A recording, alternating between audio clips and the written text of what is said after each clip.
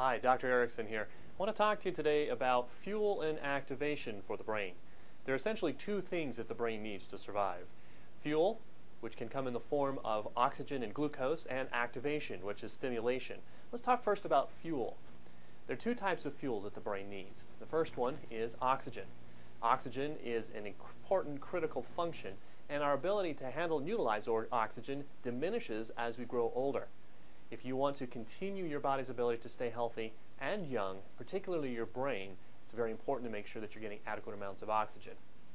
There are several metabolic conditions that can actually affect oxygen utilization. Probably the most notable would be something that would affect the carrying capacity of the red blood cells. As you may be aware, the red blood cells are the part of the body that carries the oxygen to the different areas within the body, to the different cells. And so things that would affect that, like anemias, can certainly affect the body's ability to transport oxygen. Now, the other part of fuel for the body, and particularly the brain here, is glucose. Let me just add a little bit of an interesting point here. Other body cells can use different forms of energy. They're not limited to just oxygen and glucose. But the brain is very unique in that those are the only two that it can use. So when we find that glucose levels, and that's your sugar, blood sugar, when the blood sugar levels begin to fluctuate inside the body, that is very problematic for function of the brain.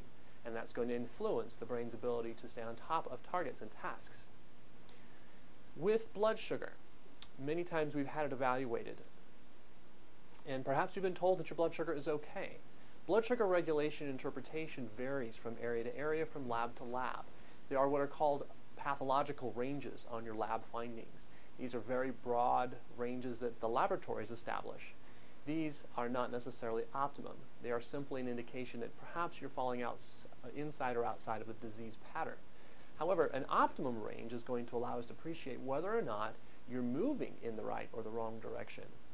And when you're talking about blood sugar, you want to be spot on. Blood sugar needs to be in an optimum range. For example, laboratory ranges can range anywhere from 65 to about 99 for your blood sugar. An optimum blood sugar range should be 85 to 99. Now, hear me again, that is the optimum range. So if you were to come into a clinic and be evaluated and your blood sugar was at 75, your physician most likely would tell you that your blood sugar is okay, it falls within the normal range. However, if we look at it and compare it to what optimum should be, you are far from where we would like you to be. And fluctuations outside of the optimum range are the ones that are going to impact your brain function the most. Now, if we have a blood sugar that ranges from about 100 to 120 thereabouts, you're dealing with pre-insulin, or you're dealing with insulin resistance or pre-diabetes. And anything above that, I think above about 127, now you're looking at diabetes, and that is an even more serious problem to be dealing with. So that is actually one form of need that the body has, and that's the fuel. So we have oxygen and we have glucose. Now, the second the second necessity of the brain is activation. Activation is actually accomplished through stimulation of the brain. This is much more than just simply doing Sudoku or doing crossword puzzles.